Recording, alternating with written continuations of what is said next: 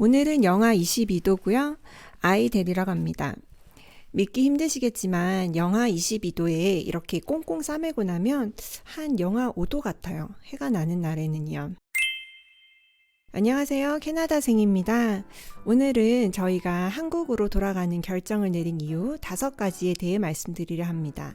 그리고 결정을 내리고도 끝까지 망설여지는 이유 3가지도 공유해 볼까 합니다. 이민 생활을 계획하시는 분들께 도움이 되면 좋겠네요. 주관적인 견해이니 참고로 하시면 좋을 것 같습니다. 한국으로 돌아가기로 한 이유 5위는요. 보시다시피 추위와 긴 겨울입니다. 캐나다 오면 다른 사람 눈치 볼 필요 없어서 좋다는 말씀 많이 들어보셨을 텐데요. 그건 사실이지만 그 대신 이 날씨 눈치가 많이 보입니다. 사실 여기 추위는 앞에서도 말씀드렸듯 좀 건조한 추위라서 막 뼛속을 파고드는 그런 추위가 아니라 견딜만 하답니다. 학교도 영하 21도 이상에는 그냥 밖에 나가서 놀고 일상생활에는 큰 지장이 없어요. 특히 올해는 2월에도 한 2주 정도 영상으로 올라가는 그런 때가 있어서 정말 이 정도면 여기 살만하다는 말이 나오더라고요. 그래도 이 긴 겨울은 삶에 큰 영향을 줍니다. 일단 겨울에 일조량이 적으니 SAD, Seasonal Affective Disorder라는 그 계절적 정서 장애가 많이 나타나요. 일조량이 줄어들면 이 행복 호르몬인 세로토닌이 영향을 주고 무기력하고 우울하고 수면 과다, 식욕 변화 등이 나타나는 거죠. 겨울이 되면 활동량이 자연스럽게 줄고 사람들과의 대화도 줄어듭니다. 우리 절친인 이 이웃집 얼굴 보기도 힘들어요. 처음 이곳에 왔을 때 여름에 정말 열심히 캠핑을 많이 다니시더라고요. 저렇게까지 캠핑을 여름에 다녀야 하나라고 생각했는데 여기 5년 가까이 살아보니까 그 이유를 알 것 같아요. 여름에 그렇게 열심히 에너지를 많이 비축해야 이 겨울을 잘 나겠더라고요. 날씨는 의지로 극복이 된다? 저는 아니었습니다. 4위는 아이에게 이 한국 정서를 알려주고 싶어서입니다. 저희 아들은 지금 초등학교 2학년인데요. 올해부터 집에 와서 정말 영어를 많이 쓰는 것 같아요. 한 집안에서 2개의 언어가 오간다는 것은 2개의 문화가 공존한다는 것이더라고요. 영어 자체에 있는 그 문화, 표현법 등이 한국 표현법과 많이 다름을 느끼면서 때로는 이 아이와 정서적으로 이 거리가 생긴다는 느낌이 들었어요. 캐나다에서 나고 자랐지만 한국인 부모를 두고 있기에 저희는 아이가 한국 문화와 뿌리를 아는 것이 중요하다는 생각을 이전부터 했었는데요. 그래서 아이가 사춘기쯤 되면 한국을 가면 어떨까 하는 생각을 했었는데 이제 그 시기가 당겨지게 된 거죠. 엄마 아빠가 자란 나라가 어떤 나라인지 또 그곳에서 중요하게 생각하는 것은 무엇인지 알게 되면 이 부모님의 말과 행동을 더 잘 이해할 수 있고 아이가 자신의 뿌리를 이해할수록 단단한 마음을 가지고 성장하는 데 도움이 될 수 있겠다는 생각을 했어요. 3위는요. 좀 건강하고 활기차게 살아보고 싶다는 생각이 들어서입니다. 좀 걸어 다니고 싶어요.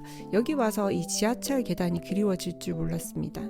한국은 어쨌든 평상시에 걸어 다닐 일이 많잖아요. 밖에 나가면 볼 것도 많고요. 이전에 한국 나갔을 때 거리를 걸으면 사람들만 봐도 너무 좋더라고요. 걸어 다니는데 그냥 축제에 온 것 같고요. 여기도 물론 산책 나가면 그 아름다운 자연의 힐링이 되죠. 겨울이 오기 전까지는요. 이건 저의 좀 개인적인 건강 문제가 있어서이기도 한데요. 제가 가지고 있는 좀 지병 때문에 추위는 저에게 그냥 견디기 힘든 게 아니라 저는 그게 공포스러운 존재예요. 몸이 아프니까요. 그래서 한국 가서 좀 많이 걷고 꽃도 철마다 바뀌는 그런 계절도 보고 싶고 바다도 보고 좋아하는 음식도 먹으면서 건강을 좀 회복하려는 마음이 많이 있습니다. 2위는요. 영어가 불편해요입니다. 영어를 아예 잘 못할 때는 오히려 더 편했어요. 그런데 오래 살면서 영어가 이렇게 익숙해질수록 더 불편한 느낌. 어떻게 말씀드려야 될까요? 이 영어가 의사소통 도구가 아닌 삶의 언어가 되는 순간 불편해집니다. 예를 들면요. 한국에서는 좀 친한 친구, 가족이 있으면 밥 한 끼 하고 가라고 하면서 뭐 여름에 점심은 콩국수 한 그릇 삶아 먹을 수도 있고 겨울에는 뭐 감자탕, 곰국 한 그릇 끓여서 같이 먹을 수 있잖아요. 그냥 모인다는 자체로 이렇게 으쌰으쌰 하는 문화인데 이곳은 현지 사람들의 식사 초대 문화가 좀 다릅니다. 우선 기호에 맞는 드링크, 뭐 술이나 음료, 아이들이 있다면 아이들 것까지 고려해야 하고 간단한 에피타이저와 메인 음식을 생각합니다. 샐러드도 좀 있어야 하고요. 디저트도 생각해 줘야 되죠. 알레르기가 있는지도 고려해야 하고요.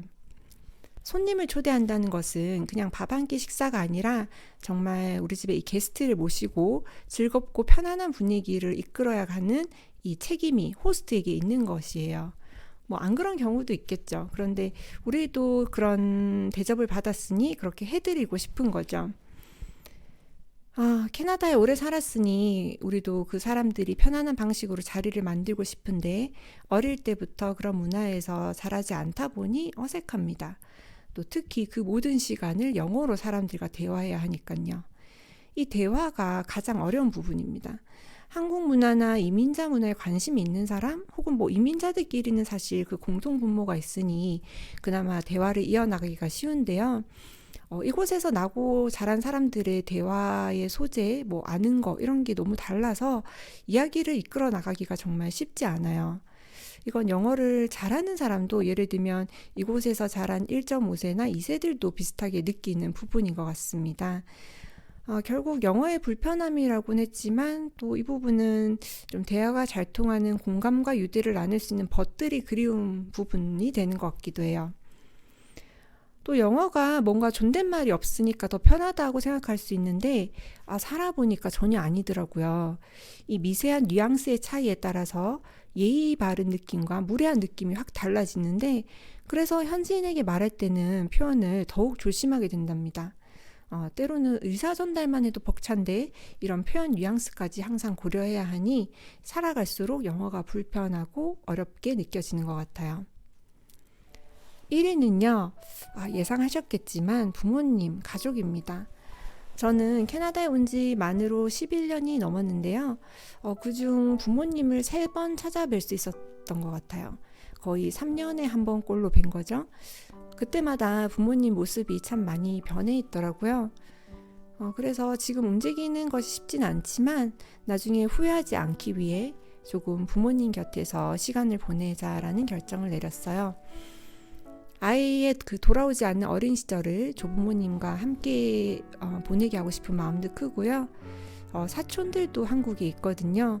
이제 좀 크면 금방 서먹해지잖아요. 아이들이 어릴 때 함께 시간을 보내면서 좋은 추억 만들게 해주고 싶어요.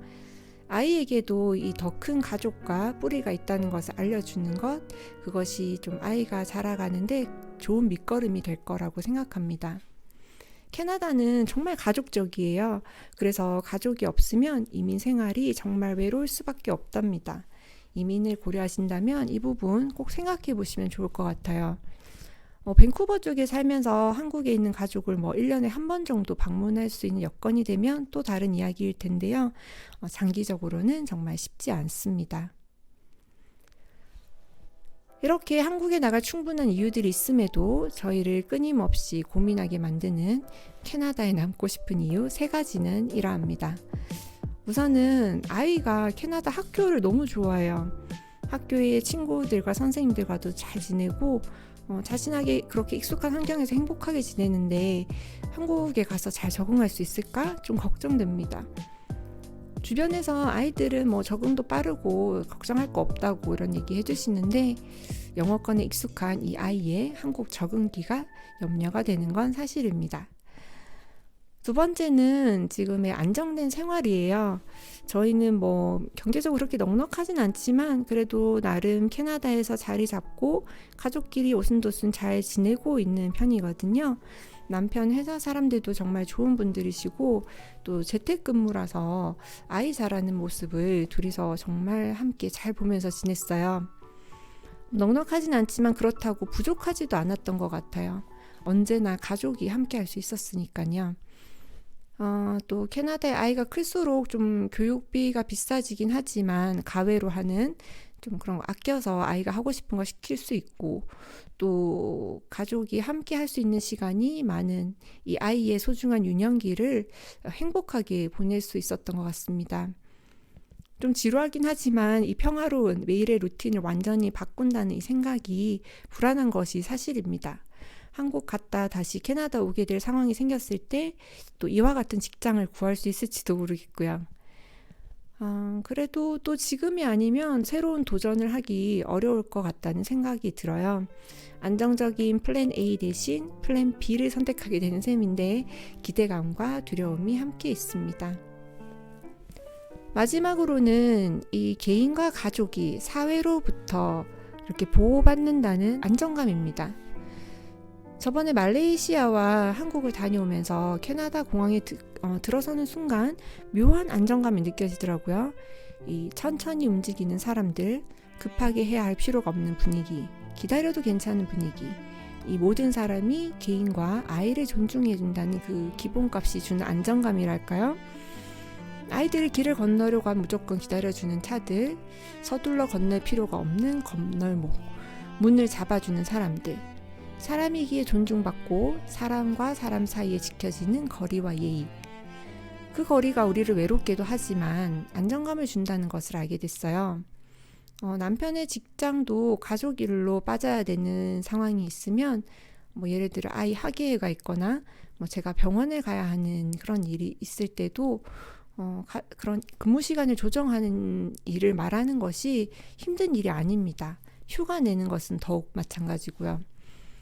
정해진 테두리 안에서 합리적으로 무언가를 요구하는 것이 아주 유연하고 그로 인해 개인과 가족이 존중받고 더 중요한 것을 지킬 수 있다는 그 안정감이 생각날 것 같아요. 세상에 완벽한 곳이 어디 있을까요? 때로는 너무 잘 살려고 하는 그 마음이 삶에 힘듦을 더하는 것 같습니다. 창문에서 뛰어내린 100세 노인 알랑 칼손 할아버지처럼 때로는 좀 가볍게 생각해야 하는 것이 필요한 것 같아요. 너무 심각하지 않고 나와 주변 사람에게 친절하게 대하고 그날 하루 위스키 한 잔과 맛있는 식사를 할 수 있다면 오늘에 감사하면서요. 오늘은 이곳은 한 폭의 그림 같은 눈이 내리네요. 내리는 눈만큼 모두들 행복한 하루 되시기 바랍니다. 저는 그럼 또 다음 영상으로 찾아뵐게요.